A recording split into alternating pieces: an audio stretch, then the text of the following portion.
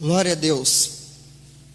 Nós temos falado esses dias sobre identidade. A igreja do arrebatamento é uma igreja que entende quem ela é em Cristo. Amém? Nós precisamos entender isso de uma forma muito especial, porque o que traz maturidade a nós não é tempo de conversão. Tempo de conversão não amadurece ninguém. Traz maturidade é entendimento da palavra. Então, quanto mais eu entendo da palavra, mais eu amadureço. Por isso que Jesus ele vai dizer que os homens erram por não conhecerem as Escrituras e nem o poder de Deus. Muitas das coisas que nós cometemos não é porque nós somos fracos, porque nós somos fracos. Mas Jesus ele diz que o Espírito está pronto. Então, a grande deficiência que nós temos, Jesus ele já disse que nós temos. Ele disse que a carne é fraca. E quando ele diz que a carne é fraca, ele não está falando de pecado, como muitas pessoas acreditam.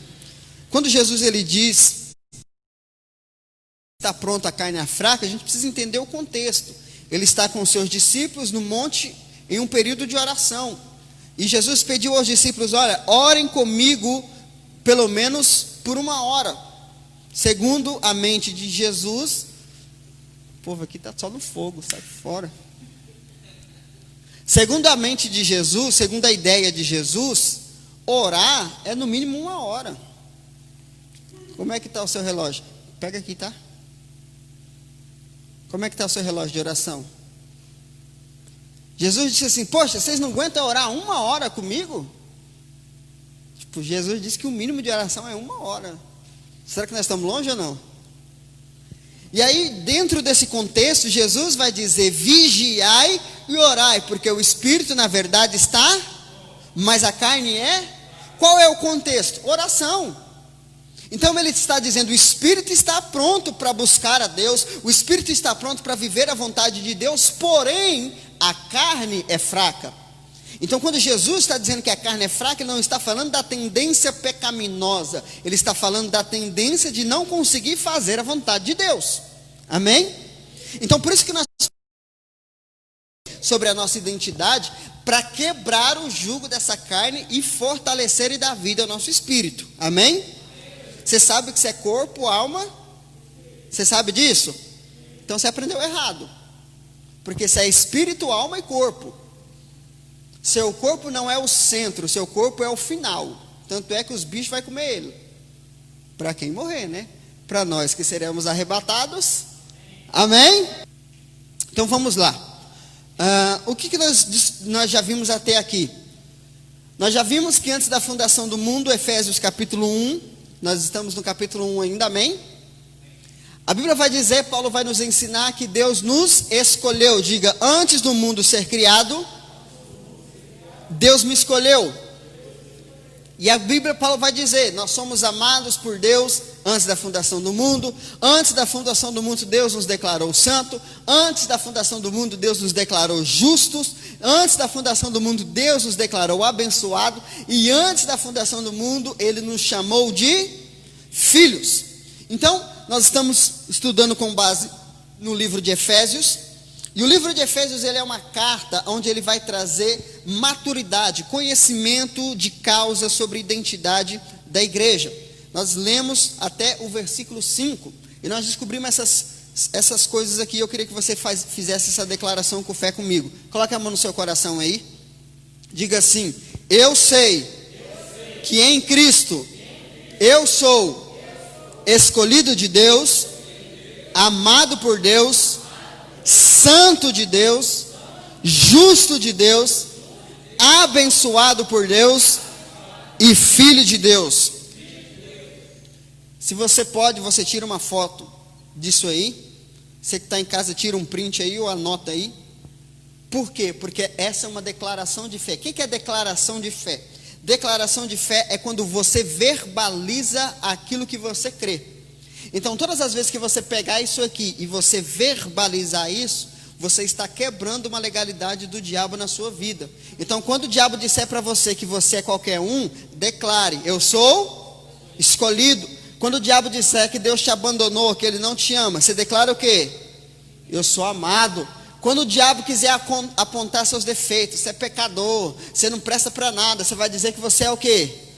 Quando o diabo disser assim, ó, o que você está vivendo, ó, é consequência do que você plantou lá atrás, ó, você plantou mal, agora você vai colher mal. O que você vai dizer para ele?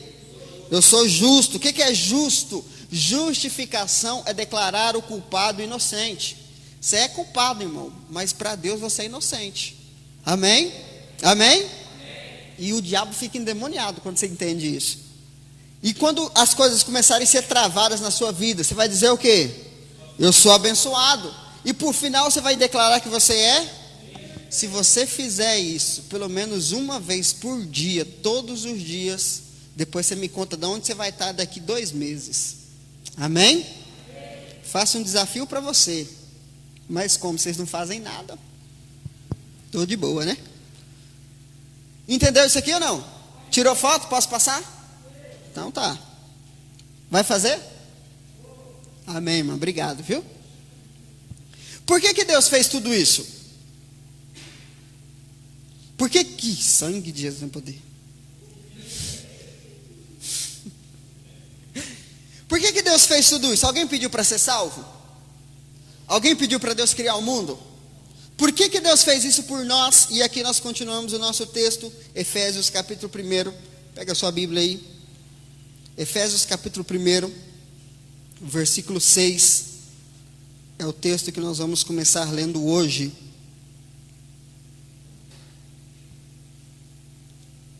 Diz assim, Efésios 1, 6. Deus assim o fez para o louvor de sua graça gloriosa, que Ele derramou sobre nós em seu Filho. Deus assim o fez. Assim o quê? Tudo que ele citou para trás, tudo que nós declaramos aqui atrás, Paulo vai explicar o motivo disso. Deus fez tudo isso para o louvor de sua graça. Diga comigo, graça. Deus fez tudo isso, criou tudo, nos amou, nos escolheu, fez a bagaceira toda, simplesmente para o louvor de sua graça gloriosa, que Ele derramou sobre nós em seu Filho. Diga comigo, Deus fez tudo pela graça. O que é a graça de Deus? Diga comigo, eu sou alvo da graça de Deus. E o que é a graça de Deus? O que é a graça de Deus? Tanta gente falando sobre isso nesses últimos dias, mas tem muita gente que não sabe. E por não saber, prega contra.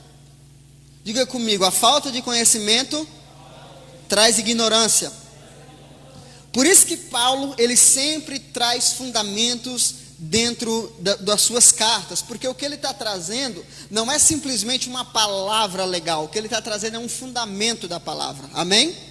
E Paulo cita aqui que tudo que Deus fez, Ele fez por causa da... E o que é a graça de Deus? A graça ou graça é atribuir ao outro aquilo que ele não merece, é misericórdia, Então preste atenção, tudo que Deus fez pela graça. E o que é graça? Fazer por alguém aquilo que ele não merece, é transbordar misericórdia. Tipo assim, você ficou com tanta dó da pessoa que você vai fazer alguma coisa para ajudá-la, amém? Amém? Olha o texto aqui, Salmos 106, versículo 1. Louvado seja o Senhor, deem graças ao Senhor, porque Ele é... Aí a bondade da irmã, ó. Porque Ele é bom, seu amor dura para sempre. Essa palavra aqui, o Senhor é bom, é a mesma palavra traduzida para graça.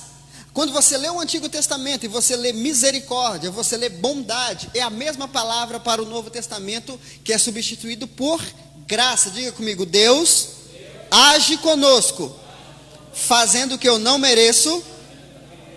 Agora preste atenção nisso aqui, irmão. Deus é justo? Sim ou não? Não é assim que ensinaram para nós? Mas é justo Ele dar para mim o que eu não mereço? Pensa aí. Deus é justo, não é? Todo mundo prega. Deus é justo, Deus vai fazer justiça. Mas vamos na base aqui. Se Deus é justo, por que Ele me dá graça? Se graça é dar para o outro o que ele não merece, isso não é justiça. Então Deus não é justo. Se o Rangel merece morrer, Deus não mata ele por misericórdia, Deus não é justo. Não, aí. Você não merece morrer? Não? Preste atenção nisso aqui. Existe um grande abismo entre nós e Deus de diferença. Deus, Ele é extremamente justo. A palavra de Deus vai nos ensinar que Deus ele é correto e nele não há sombra e nem variação de dúvida. Ou seja, não há possibilidade de Deus se enganar e não há possibilidade de Deus enganar ninguém. Ele é justo. E a Bíblia vai dizer também que Ele é santo. O que é santo? Que não tem defeito nenhum. Deus é tão santo que tem 24 véis no céu que fica 24 horas por dia falando só isso. Santo, santo, santo, santo. E se Deus é tudo isso, nós somos o quê? Pobre, miserável, pecador. Filho de Adão. Se Deus é justo, nós somos justos? Não, irmão. Qualquer vaguinha, você pula na frente. Igual eu essa semana que fui no centro. Não tinha vaga, tinha lá um desenho de cadeirante no chão. Falei, olha. Olhei para um lado, olhei para o outro. O Senhor me perdoa, mas é rapidinho. Esses somos nós, não é? Aí se chega um cadeirante lá, o filho de Adão pegou a vaga dele. Mas graças a Deus não passou ninguém. Falei, Senhor, se chegar um cadeirante aqui, o Senhor cura ele na hora, para ele não precisar da minha vaga. Esses somos nós. Mentira, quem nunca mentiu? Quem nunca mentiu, que atira a primeira pedra. Mas a palavra de Deus diz que Deus não mente. Diga assim comigo, Deus é o oposto de mim. Então se Deus é o oposto de mim, eu mereço o amor de Deus ou a justiça de Deus?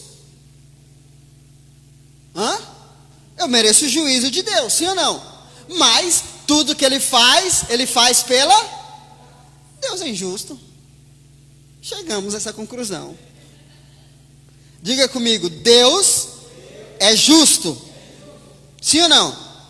Vamos continuar o texto. Eu não terminei de pregar, não, hein? Amém? Versículo 7 do texto que nós continuamos lendo. Ele é tão rico em graça. Diga comigo, Deus é rico em graça. Então ele está falando de um trem que é grande. Deus é rico em graça, tão rico em graça, que comprou nossa liberdade com o sangue de seu Filho e perdoou os nossos pecados. Generosamente, abundantemente, generosamente, derramou sua graça sobre nós e com ela toda a sabedoria e todo injusto. Nós somos filhos de Adão, pobre, miserável, pecador. Se Deus é justo, Ele tem que agir com a gente aquilo que nós merecemos. E aí chega aqui dizendo que Ele perdoa nosso pecado e generosamente nos deu graça. Onde que está a justiça de Deus?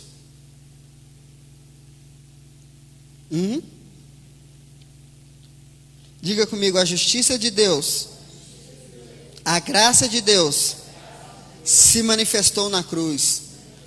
Preste atenção para você entender isso aqui agora, irmão. Deus é justo, certo? E Ele quer dar graça para o homem, mas o homem não merece. E se Deus dá graça para o homem, se ele não merecer, ele é injusto. Então o que Ele faz? Olha a lógica de Deus. Eu quero abençoar o cara, mas eu não posso abençoar o cara, porque se eu abençoar o cara, eu estou sendo injusto. E o pior, se Deus fala assim, vou abençoar pelo menos os menos pecador. Só que Romanos 3:23 vai dizer que todos pecaram. Então se Deus, por exemplo, o Rangel não matou ninguém esse mês, não mentiu, vou dar uma bencinha para ele. Mas ele continua sendo pecador. Então Deus não pode abençoar ele, porque Deus é justo. Só que olha o que Deus faz. Então como que Deus vai fazer agora? Diga, Deus vai enviar Jesus. Diga, em homem. Jesus veio em carne, amém? Deus vai resolver então essa equação. Ele quer abençoar o homem, mas ele não pode abençoar o homem. Por quê? Porque Deus é? Então qual que é a equação de Deus? Deus vai enviar Jesus para que Jesus receba tudo o que nós merecemos no nosso lugar, e através de Jesus ele possa dar para nós tudo o que ele quer dar.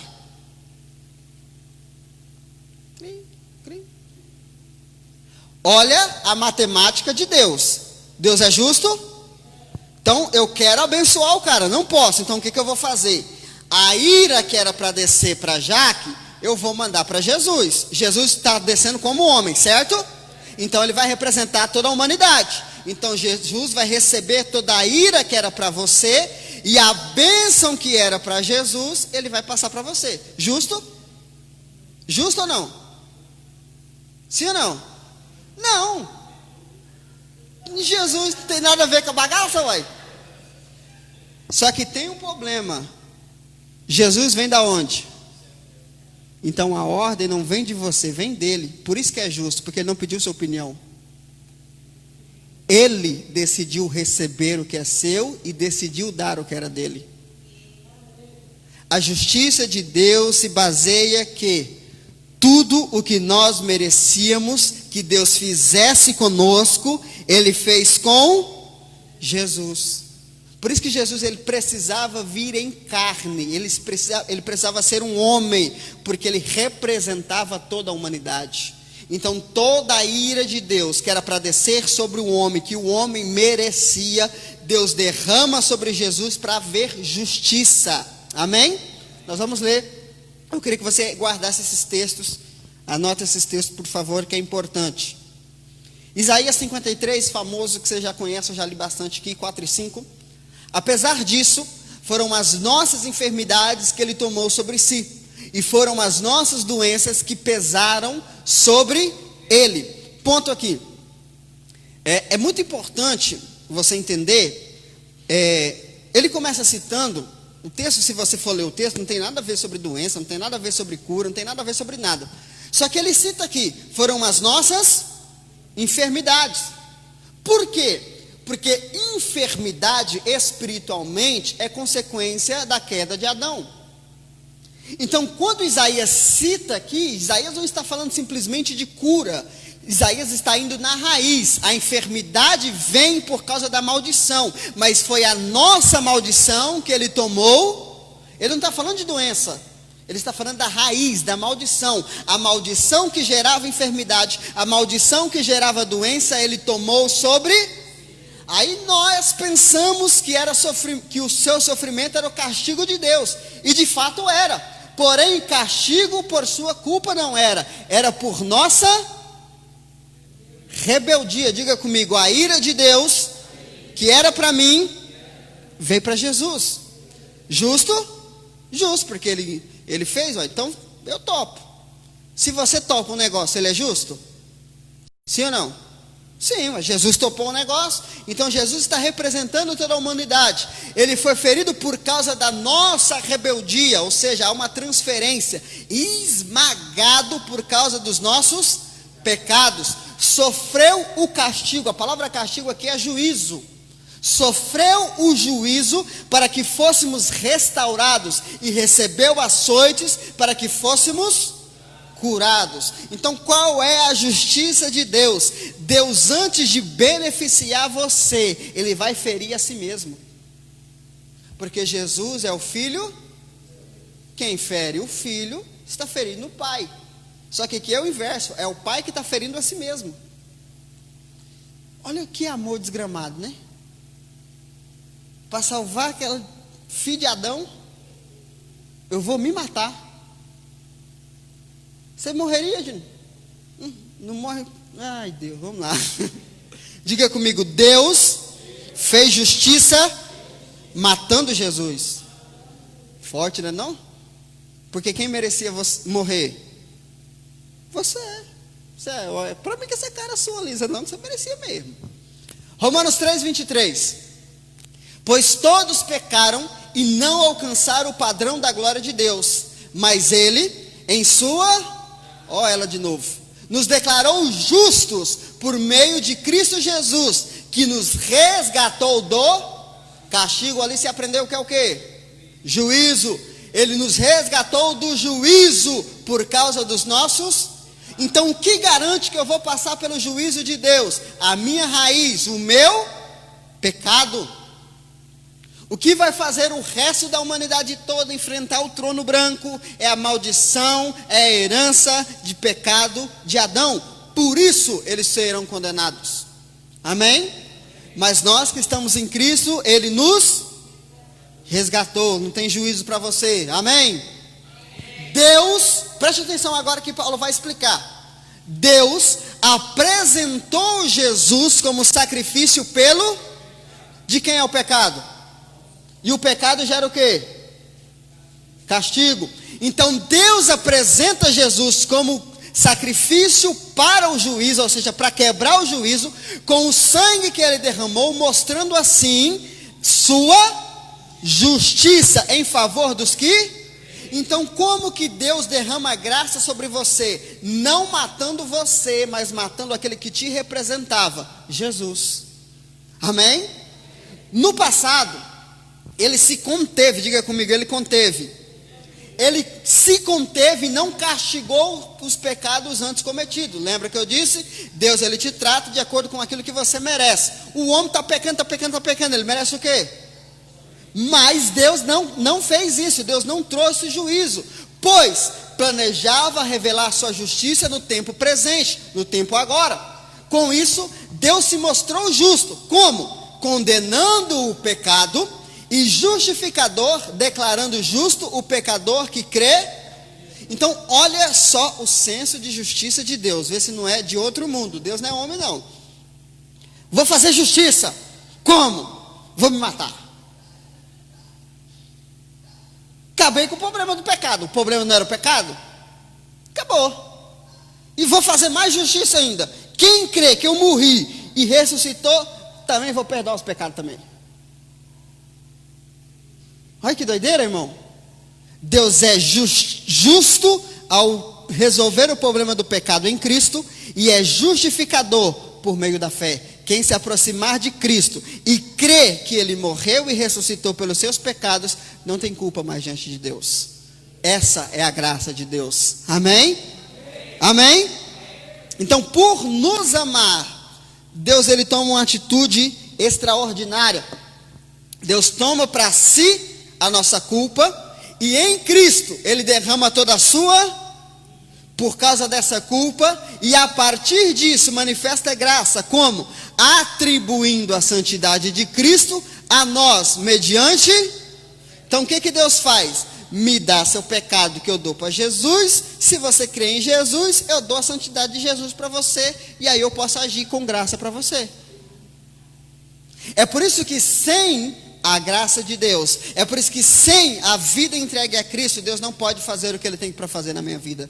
Porque se Ele for fazer o que Ele tem para fazer, Ele é justo. E se Deus tem que, se você está fora de Cristo, Ele tem que fazer o que tem que fazer, o que Ele vai fazer com você? Entendeu? Então, se você não é crente, nunca peça para Deus fazer a vontade dEle, porque você vai se lascar. Porque Deus é justo, mas uma vez que eu estou em Cristo, a vontade de Deus é que eu seja amado, perdoado, favorecido e abundantemente abençoado. Aí sim eu posso orar: venha o teu reino, seja feita a tua, porque eu estou em Cristo. Amém? Digo, isso é graça. Diga, graça é eu receber o que Jesus merecia, porque Ele recebeu o que era meu. Amém? Dá uma salva de palmas ao Senhor aí.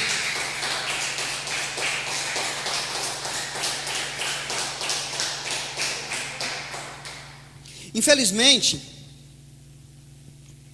graça tem sido uma palavra de moda. Tem muita gente falando sobre isso, mas sem esse entendimento. Irmão, não esquece disso. Você sempre vai ser espiritual, você sempre vai ser fisicamente filho de Adão. Sempre. Enquanto você estiver nessa terra, você vai ser pecador, você vai ser alguém que merece a morte, mas espiritualmente você está em Cristo. Amém? Então, só que algo interessante é que se a gente for analisar, a graça também é a maior loucura que alguém já fez por amor. Sim ou não? Olha que doideira. Para poder amar você, Deus decidiu morrer. Você morreria por amor, Carol? Você morreria por amor, Gerson? E pior, morrer por amor por alguém que você sabe que não vai te amar. Porque você acha que antes de Jesus morrer na cruz, ele não sabia dos ateus? Ele não sabia dos crentes sem vergonha que entram na igreja só para pedir bênção? Pensando que está indo na casa de vó? Morrer por alguém, Jesus, a Bíblia vai dizer que morrer por alguém que merece você morrer, é até legal, é até heróico, tem filme, tem livro sobre isso, mas e morrer por alguém que não merece?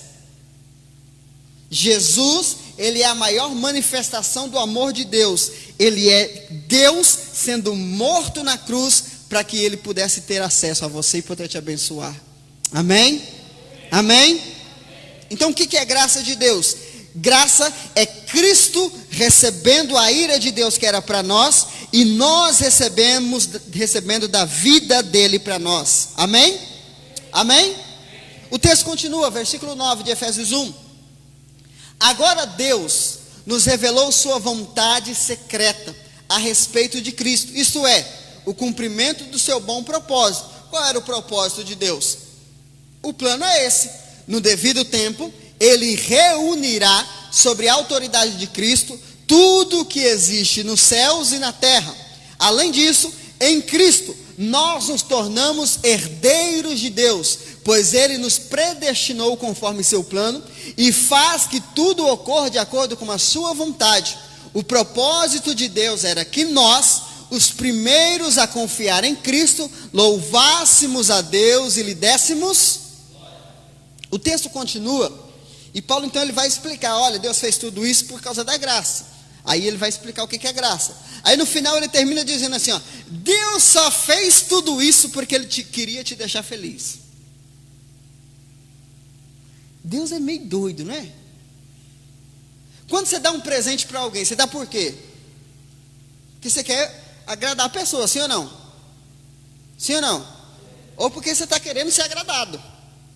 Você, né, preparando o caminho, tal coisa. Olha o que Deus fez. O propósito de Deus era esse: os primeiros a confiar em Cristo, louvássemos a Deus e lhe dessemos.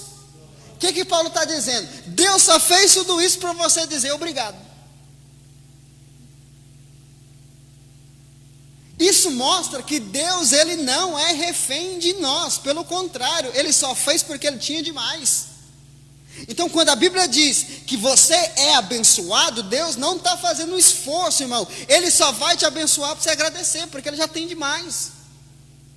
Quando a Bíblia vai dizer que nós seremos arrebatados e nós vamos viver um tempo com Jesus no céu, com preciosidades, não é porque ele precisa de você lá, é porque ele quer ouvir você dizer obrigado. Imagina, irmão, aquele monte de gente, aqueles crentes sem vergonha, tudo sofrendo aqui na terra, e você lá, sentado na mesa com Jesus. Você vai dizer, é verdade, ó Jesus, se o Senhor não me traz, eu te pegava, hein? Você vai falar isso? É claro que não, você vai ficar chorando, igual besta. Aí você vê os crentes morrendo por causa do anticristo, né? Você fala, ô Jesus, era para ser eu lá, ó. Se eu não tivesse feito o curso lá de propósito, eu estaria lá, ó. Diga comigo, gratidão. Irmão, Deus não quer nada de você, a não ser a sua gratidão a Ele. Mas qual que é o maior problema da igreja? Ingratidão. A gente acha que está fazendo um favor para Deus. Ah, eu vou no culto, porque senão Deus vai ficar triste comigo. Irmão, ou você no culto, ou você fora do culto, Deus continua sendo quem Ele é. Não é assim que ensinaram para nós a música lá? Se Deus fizer... Mas só que é o contrário, se você fizer, Ele é Deus, se você não fizer, Ele é Deus também, irmão. Aí não vou dizimar porque eu estou com raiva com Deus. Morra o seu dinheiro. Deus continua sendo dono do ouro e da prata. Ah, não vou louvar Deus porque Deus não está merecendo o meu louvor. Então morre, vai para o inferno. Vai ser a maior raiva que você vai dar em Deus. Por quê? Abrindo um parênteses aqui. Deus é gracioso, amém? Mas Ele é...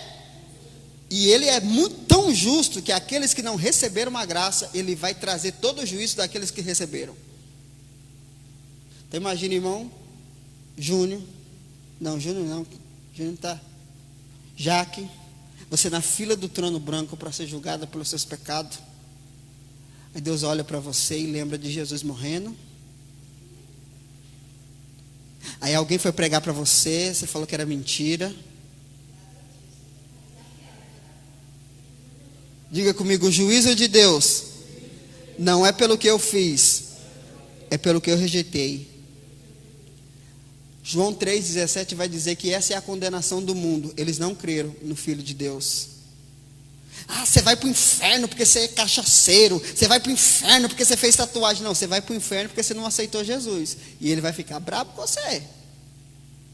Essa é a condenação. Condenação não é o que você faz. Condenação é o que você deixou de crer. Aquele que crê e for batizado será. E quem não crê, já está condenado. Amém? Diga comigo, Deus é justo. Mas nós estamos debaixo da justiça de Deus. Amém?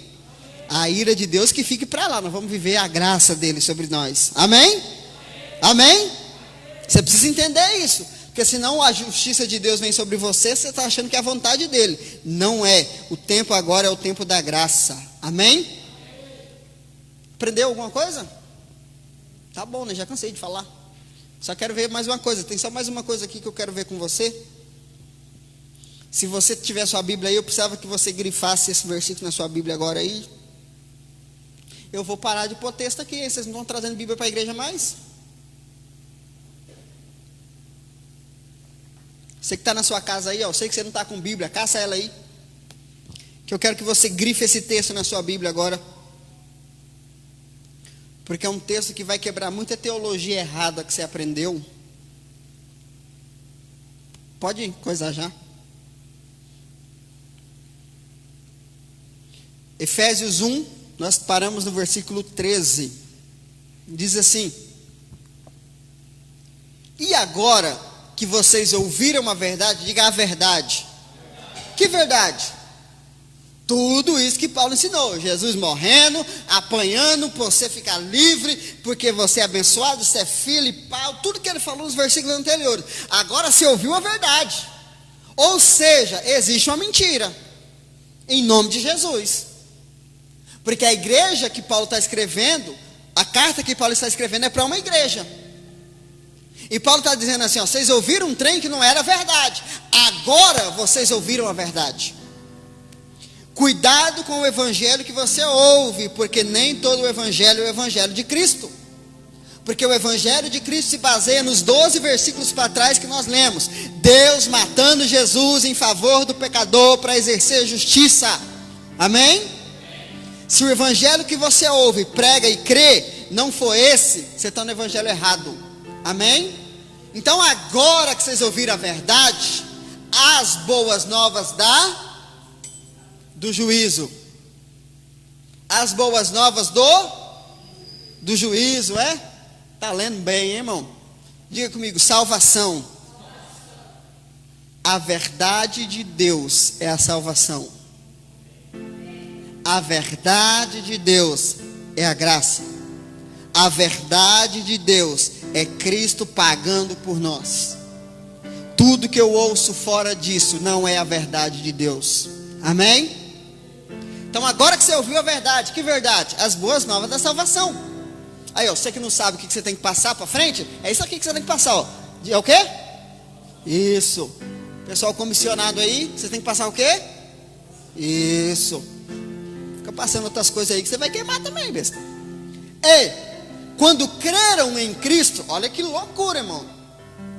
É uma igreja, certo? Paulo está dizendo, agora vocês ouviram a verdade, agora que vocês creram. E tudo o que eles caminharam para trás? Diga comigo, agora. Aqui quebra muita gente, porque tem muita gente que está velho na igreja. Lembra que eu comecei falando? Tempo de igreja não traz maturidade. Tem gente que está na igreja, ele cresceu, ele está morrendo dentro da igreja, ele não descobriu a verdade até hoje. Porque a verdade não tem a ver comigo, tem a ver com a graça de Deus para me trazer salvação. Descubra isso enquanto é tempo, porque você tem muita coisa para fazer. Amém?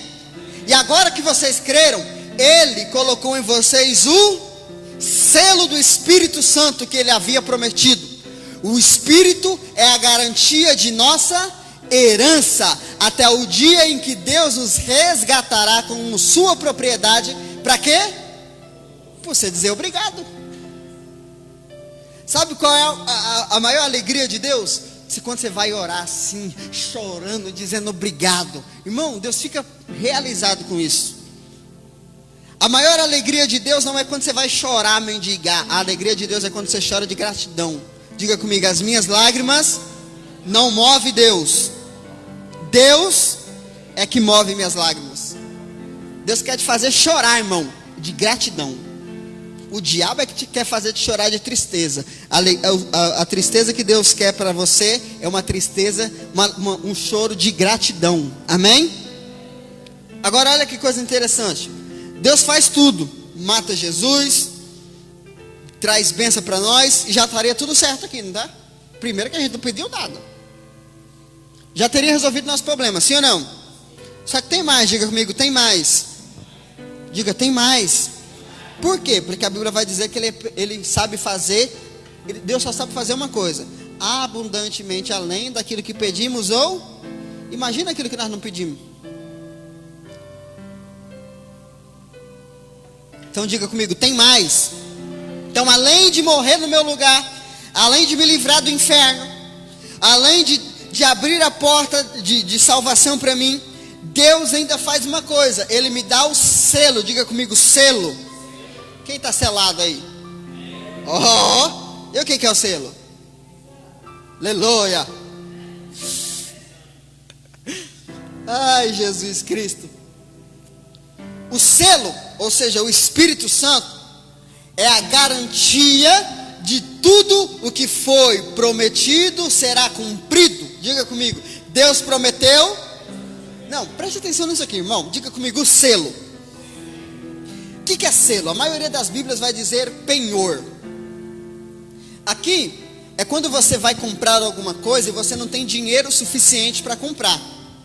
Então você deixa um penhor, você deixa alguma coisa de valor, para que o seu credor, se você não pagar, fique com aquilo. Certo? Então o que a Bíblia está dizendo? Jesus, quando Deus o mandou vir nos comprar, Ele nos comprou, resolveu o nosso negócio. Precisava deixar alguma coisa? Não, está pago, agora você se vira. Só que Ele não está deixando algo porque Ele não tem dinheiro suficiente para pagar. Ele está deixando algo para mostrar o quanto nós somos valiosos. Tudo que Ele pagou não se compara ao quanto a gente vale. Então Ele deixa um penhor, uma marca, um selo. Diga comigo, Espírito Santo. Agora, o Espírito Santo de quem? De quem? Diga, o Espírito Santo de Deus. Então preste atenção no Deus louco que você serve. Além dele se matar, quando ele acorda e ressuscita, ele deixa um pedaço dele para você e vai embora. Ai, Deus confuso, né? Vou morrer no seu lugar, tá? Coisa linda. Você que não crê não, que depois eu te pego. Mas eu vou morrer por você, vou derramar minha bênção sobre você. Aí depois que eu ressuscitar, ainda vou ficar com você para eu ajudar você. Diga comigo, isso é graça. Aí o que o Espírito Santo está fazendo aqui? Diga comigo, Ele é o selo. Diga, Ele é a garantia. Garantia do quê? De que tudo que nos foi prometido será. Então aprenda uma coisa: enquanto o Espírito Santo estiver em você, Ele é o compromisso de Deus. Eu vou cumprir tudo que eu te falei. O Espírito Santo está aí? Então a promessa não acabou. Porque enquanto houver Espírito Santo, Ele está ali para se comprometer em realizar a vontade de Deus. Amém? E outra coisa, o Espírito Santo também, ele é a nossa garantia de que quando a gente partir daqui, nós temos um lugar reservado em Deus. O Espírito Santo é o selo, é a garantia de que a promessa de Deus vai se cumprir para nós aqui na terra, e também é o bilhete de entrada da gente no céu. Então o que ensinaram para nós? Que se a gente peca, o Espírito Santo vai? Burrice, porque se ele for embora, a garantia da minha salvação foi junto. O Espírito Santo ficou triste comigo, foi embora. E se ele foi embora, então levou minha salvação também. Porque ele é a garantia da minha salvação. Amém? Tem o Espírito Santo aí? Ele foi embora no último pecado seu. Vai embora no próximo. Então por que você acredita que você vai para o inferno? Se o Espírito Santo é o Espírito de Deus e ele está em você, é para te lembrar a quem você pertence. Amém? Amém? Romanos 8:26 vai dizer: e o Espírito nos ajuda em nossa fraqueza, pois não sabemos orar segundo a vontade de Deus, mas o próprio Espírito intercede por nós com gemidos que não podem ser expressos por palavras, pois não sabemos orar segundo. Olha o que Paulo está dizendo. Você sabe orar, mas você ora pedindo o que você quer. É ou não é? Oh Senhor, eu queria isso, queria aquilo. Olha irmão, Deus é muito esquisito. Aí ele fala assim: esse cara não vai saber orar o que eu quero. Tipo assim, Deus quer te abençoar, mas você não sabe como pedir. Deus fala: já sei, eu oro por ele. Tipo, é Deus pedindo para ele mesmo o que ele já quer fazer, mas você não sabe pedir. Irmão, Deus precisa, então, ele tem uma cabeça solta, não um parafuso. Ó, você não vai saber orar, cara. Eu tenho uns negócios para fazer e você não vai saber me pedir. Então eu vou fazer o seguinte: eu vou orar por você. É doido, é? Diga comigo: Deus ora por mim, para fazer em mim o que ele quer fazer. Mas se ele quer fazer, por que ele não faz? Porque tudo que pedires em, e você pede como? Orando. Se o segredo para você receber é orando, o segredo para Deus também fazer é oração. Então se você não ora, ele ora por você. Amém? Amém? Diga comigo: a vontade de Deus vai se cumprir na minha vida, porque o próprio Deus intercede por mim. Amém? Diga comigo: o Espírito Santo é a garantia da promessa de Deus e é a garantia da minha salvação. Quando você achar que você está meio pecador, que você está meio esquisito, dá uma olhada para dentro, vê se o Espírito Santo está aí ainda. Se ele estiver aí, está tudo certo. Levanta a cabeça e vai para cima. Amém? Pastor, o Espírito Santo foi embora. Ué, então ele rebeliou contra Deus, porque o Espírito Santo só pode ir embora de você quando a igreja for arrebatada. E ela não foi, eu estou aqui. O Espírito Santo só vai embora o dia que você for embora junto com ele. Amém? E enquanto ele estiver aqui com você, tem promessa e tem vida abundante. Por quê? Porque tudo isso é fruto da graça de Deus. Amém? Vamos orar? Fique de pé.